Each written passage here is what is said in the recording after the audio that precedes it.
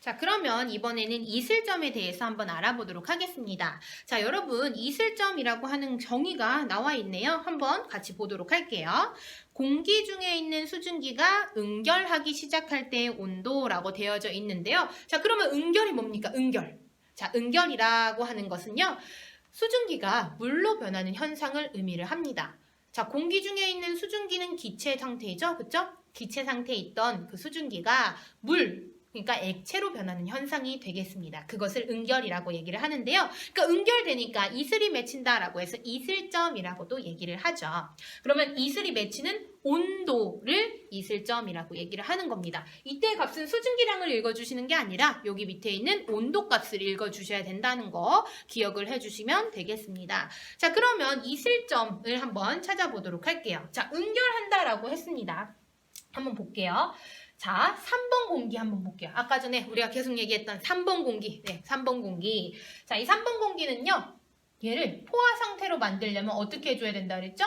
수증기를 더 첨가하거나 혹은 기온을 낮추거나 이 두 가지 방법이 있다 그랬었죠? 그죠? 네, 그 두 번째 방법을 사용할 겁니다. 자, 얘를요, 이 3번 공기를 계속 기온을 낮춰줄 거예요. 어디까지 낮춰줄 거냐면요. 2번을 지나서까지 낮춰줄 겁니다. 자, 한번 낮춰볼게요. 자, 3번 공기를 쭉 해가지고 2번에 오게 되면 지금 무슨 상태예요? 지금은 포화 상태죠. 그쵸? 포화 상태의 공기를요. 더 온도를 낮춰줍니다. 더 온도를 낮췄어요. 그랬더니 어떻게 돼버렸어요? 여기서는 지금 포수가 얼마만큼이에요? 6이에요. 그죠? 7.6입니다. 포수가. 근데 지금 현재 내 수증기량은 14.7이에요. 그러니까 더 많이 먹고 있는 거잖아요. 그죠? 그래서 최대로 먹을 수 있는 양이 이만큼인데 내가 더 많이 먹고 있기 때문에 어떻게 하냐면 토해버려요. 네, 무슨 상태로? 물로 토해버립니다. 그게 바로 응결이라고 얘기를 하고요. 그럼 얼마만큼 응결을 해버릴까요? 14.7에서 7.6을 뺀 양만큼 응결해버립니다. 자, 그래서 요만큼을 뭐라고 얘기하냐면 응결하는 양이라고 얘기를 해서 응결량이라고 얘기를 할 겁니다. 자, 그것이 바로 이제 응결이라고 하는 것이고요. 그리고 응결이 시작되는 온도는 그럼 몇 도였어요, 아까? 자, 볼게요. 자, 3번이 지금 쭉 내려와서 포화 상태가 됐다가 조금만 더 내려오면 바로 뭐 시작해요? 응결 시작하잖아요. 그쵸? 아, 응결이 시작하는 온도는 그럼 몇 도야? 20도가 되겠죠. 그쵸? 아, 20도가 되겠구나 라는 것을 알 수가 있습니다. 자, 3번 공기는요. 그러면 20도에서 응결이 시작돼요. 자, 그럼 2번 공기도 한번 해볼게요. 2번 공기. 2번 공기는요. 자기가 온도를 조금만 낮춰도 바로 포화 상태를 벗어나 버려요. 그쵸? 그러면 자기 자신이 뭐예요? 지금 이슬점인 거예요. 지금의 온도가. 그죠? 대충 감이 왔는지 모르겠어요. 자, 한번 5번도 한번 해볼게요. 5번. 자, 5번 같은 경우는요. 얘는 지금 이슬점을 한번 찾아볼 건데 이슬점의 정의가 뭐였죠? 계속 기억을 해야 돼요. 정의가 항상 중요해요. 자, 이슬점이라고 하는 것은 이슬이 맺히기 시작하는 온도, 즉 응결이 시작되는 온도다라고 했습니다. 자, 그럼 언제부터 응결이 시작될지 한번 얘를 기온을 낮춰보도록 할게요. 낮춰서 어디 상태에 도달해요? 포화 상태에 도달하죠. 그쵸? 포화 수증기랑 곡선이랑 만나잖아요. 포화 상태에 도달했다가 얘보다 온도가 더 떨어지게 되면 그때부터 뭐 해요? 응결이 시작되죠. 응결이 뭐라 그랬어요? 물을 만드는 거. 수증기가 물 상태로 변화하는 거. 액체 상태로 변화하는 거죠. 그쵸? 네, 그러면 응결이 시작됐습니다. 자, 그러면 5번 공기한테 이슬점은 몇 도예요? 10도가 되겠습니다. 그쵸? 자, 그러면 이슬점을 변화시키는 요인에 대해서 한번 살펴보도록 할게요. 자, 우리가 이슬점 계속 찾아봤는데 여러분들 이 경향을 찾았는지 모르겠어요. 한번 볼게요. 자, 이슬점의 변화 요인이라고 해서요. 실제 수증기량이라고 되어 있습니다. 자, 실제 수증기량 혹은 현재 수증기량 이렇게 하셔도 상관없어요. 실수, 현수 상관없습니다. 자, 그럼 실제 수증기량이라고 되어 있는데요. 실제 수증기량이 많으면 많을수록 이슬점이 높아진대요. 자, 한번 그게 무슨 뜻인지 살펴볼게요. 자, 지금 1번은요. 포수랑 현수랑 같죠? 그쵸? 포수가 곧 현수예요. 그쵸? 근데 얘는 3번은요. 포수는 이만큼인데 현수는 이만큼이에요. 그쵸? 요만큼 갖고 있다는 거예요. 그럼 얘랑 현수가 똑같은 게 누구예요? 1, 2, 3, 4, 5번 중에서. 현수가 똑같은 애. 2번이죠. 그쵸? 똑같은 곳에 있잖아. 그러면 3번이랑 포수가 똑같은 애는 누구예요? 1번이죠. 그쵸? 이거 이해가 안 가면 계속해서 돌려보세요. 아주 장점입니다. 온라인 강의의 장점, 그쵸? 다시 3번과 포수가 같은 애는 1번이에요. 그쵸? 왜? 얘도 30도씨이기 때문에 똑같아요. 포수는 요만큼이에요. 요만큼. 그쵸? 근데 3번은 포수는 이만큼이지만 실제로는 요만큼밖에 안 먹었다 그랬죠? 현수가 요만큼인 거예요. 그죠? 자, 그러면 현수. 3번과 포수가 같은 애는 1번, 3번과 현수가 같은 애는 2번이 되겠죠. 그쵸? 현수. 얘는 포수와 현수가 같긴 하지만 어쨌든 이 3번과 2번이 현수가 같아집니다. 그쵸? 자, 그러면 현재 수증기량이 3번은 지금 14.7이고요. 2번도 14.7이에요. 그랬더니 얘네가 응결이 시작하는 온도가 몇 도로 같아요? 20도로 같습니다. 아, 2번과 3번은 같은 온도에서 응결이 시작되는구나. 그쵸? 그럼 1번은요? 1번은 몇 도에서 응결이 시작될까요? 얘를 기온을 조금만 낮춰도 뭐가 돼버려요? 응결돼버리게 되겠죠. 그쵸? 그래서 얘는 바로 30도가 응결이 시작되는 온도인 이슬점이 되겠습니다. 그쵸? 자, 그럼 5번도 한번 볼까요? 자, 5번. 5번은요, 지금 포수는 누구랑 같아요? 2번이랑 같아요. 그쵸?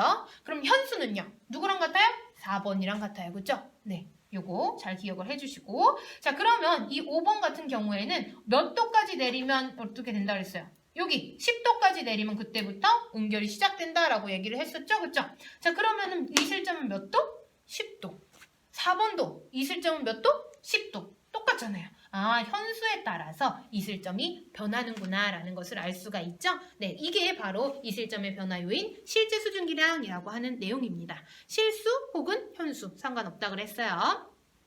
자, 그러면 이슬점을 판단할 때 아까 전에도 얘기했지만 불포화 공기, 여기 불포화 공기가 냉각돼서 포화 상태가 됐을 때, 그러니까 응결이 바로 시작되는 그때 온도가 여기가 되겠죠. 이슬점이 되겠습니다. 그래서 여러분들이 연습을 좀 많이 해보셔야 될 것 같고요. 이슬점, 그러면 3번, 동그라미 3번 보시면 이슬점에서의 포화 수증기량은 실제 수증기량과 같다라고 되어 있어요. 이게 무슨 얘기냐면요. 3번 공기는요. 이슬점이 몇 도라 했어요. 아까 쭉 내려와서 이렇게 읽어주시면 20도라 그랬죠. 그쵸? 그럼 이슬점에서의 포화 수증기량은, 그러니까 3번의 이슬점에서의 포화 수증기량은 14.7이에요. 그쵸? 요만큼 읽어주시면 돼요. 그게 누구랑 같아요? 지금 3번이 가지고 있는 현재 수증기량, 실수랑 똑같아요. 그쵸? 이게 이 내용이라는 것도 기억을 하시고요. 아까 4번, 동그라미 4번 같은 경우에는 이미 언급을 했습니다. 응결량이라고 해서 응결되는 양을 의미한다 그랬었죠? 자, 그러면 한번 볼게요. 얼마만큼 응결이 되는지 한번 실제로 계산을 해보도록 하겠습니다. 자, 여기 3번 공기 있죠? 이 3번 공기 계속 연습을 하는데 3번 공기로 한번 생각을 해볼게요. 이 3번 공기의 이슬점은 몇 도다?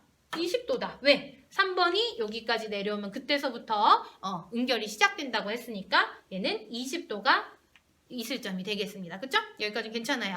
그 다음에 그러면 얘를 몇 도까지 이제 낮출 거냐면 20도를 더 지나서 10도까지 낮춰보도록 할게요. 그럼 3번을 10도까지 낮췄어요. 쭉 해가지고 왔습니다. 자, 그러면 지금 현수는 얼마만큼이에요? 14.7만큼 있죠. 그쵸? 현재 수증기량은 이만큼인데 내가 먹을 수 있는 최대량은 얼마만큼이야? 7.6이죠. 그쵸? 아, 그러면은 내가 7.6까지밖에 못 먹는데 14.7을 먹어버렸네? 어떻게 한다 그랬어요? 토해내요. 그쵸? 무슨 상태로? 수증기를 액체 상태로, 물 상태로 토해낸다 그랬어요. 그걸 뭐라고 한다고요? 응결. 그렇죠? 네, 그럼 응결되는 양은 14.7 빼기 7.6 해서 몇이 돼요? 7.1g이 되겠습니다. 근데요, 여러분, 제가 7.1g이다 라고 한다면요, 어떤 부분에서는 맞고요, 반은 맞고 반은 틀렸어요. 왜 그럴까요? 기준이 없잖아요, 기준이. 이거는 몇 킬로그램당이라 그랬죠? 얘는 공기 1kg당이라고 얘기했었죠. 그쵸? 제가 만약에 요거를요 1kg당 7.1이 응결된다라고 했으면요 맞는 설명이에요. 근데 제가 그게 아니라 10kg당 7.1이 응결된다라고 했으면 틀린 설명이에요. 10kg으로 바꿔주면 얼마만큼 응결되겠어요? 10kg 기준에서는 여기 아까 7.1이라고 했으니까 71이 되겠죠. 71g이 나오게 됩니다. 그래서 항상 뭐가 기준인지를 꼭 살펴보셔야 돼요. 포화 수증기, 포화 상태 공기 뭐 1kg 혹은 포화 상태의 공기 10kg에서라고 이야기를 했을 때는 항상 기준이 몇 kg인지를 제시를 해주니까 여러분들 그거를 꼭 기억을 하셔서 문제를 풀어주시면 되겠습니다. 네, 여기까지 우리가 포화 수증기량 곡선에 대해서 살펴봤는데요. 자, 여러분들 이 이슬점 계산하는 거랑 그리고 포화 수증기량 찾는 거랑 실제 현재 지금 수증기량 계산하는 거랑 그리고 응결량 계산하는 것까지 꼭 알아두시기 바랍니다. 하나의 곡선인데 굉장히 다양하게 물어보고 있죠. 그렇죠? 1번부터 5번까지 뭐가 똑같고 뭐가 다른지를 꼭 기억을 해서 공부를 하시기 바랍니다.